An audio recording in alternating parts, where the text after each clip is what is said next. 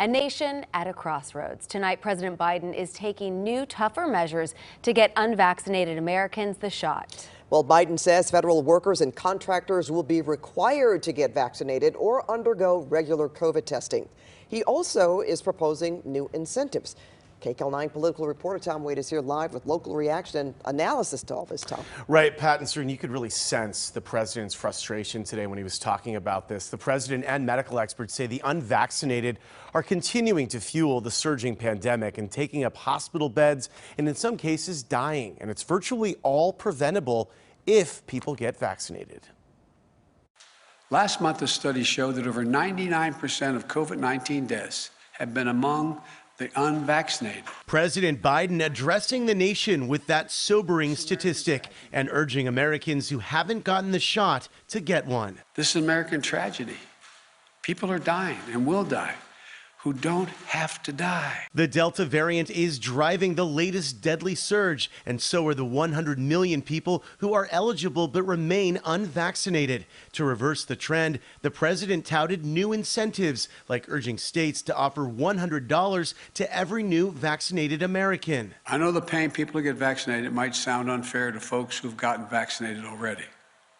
But here's the deal. If incentives help us beat this virus, I believe we should use them.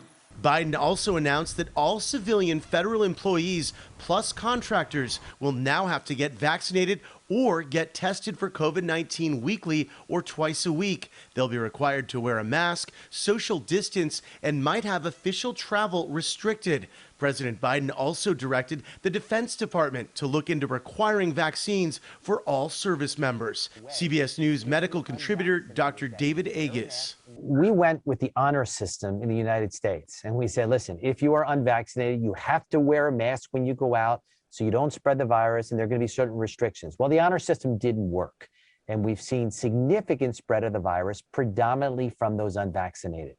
At the same time, when somebody who's unvaccinated gets sick, they take a hospital bed. And we call, the hospitals start to get full, we cancel all elective surgery. Remember, cancer surgery is an elective surgery. States like New York and California, along with a growing number of the country's biggest companies like Facebook, Google, and BlackRock, are taking matters into their own hands, requiring vaccinations in order to return to work. More than 600 colleges are also mandating them for at least some students or employees. It should be a requirement for all jobs.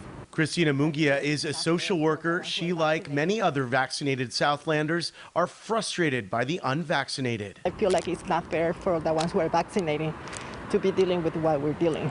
Knowing that there's quite a few people that still aren't vaxxed, and you don't really see, or at least I'm not seeing it, maybe because I'm vaxxed, but you're not really seeing the vaccination pop-up centers like you used to. A major aspect of the battle to increase vaccinations is battling misinformation about the vaccines. People like the leader of a prominent pro-Trump youth group are fueling the fears over the vaccine. We are not going to tolerate students to be forced to get the vaccine against their will. Whether his fault or not, the president may be blamed if the pandemic continues to rage. Political analyst and Loyola law professor Jessica Levinson. I think President Biden is looking at the numbers and he realizes they are not going anywhere good and that he does need to be a little bit more dire. He was much more optimistic when we were all more optimistic about 2 to 3 months ago.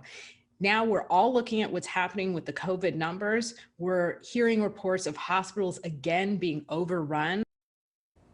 A White House official tells CBS News the new requirements for federal workers goes into effect immediately, but agencies will have time to establish vaccination and testing programs. Back to you, Pat. All right. Thanks for that, Tom.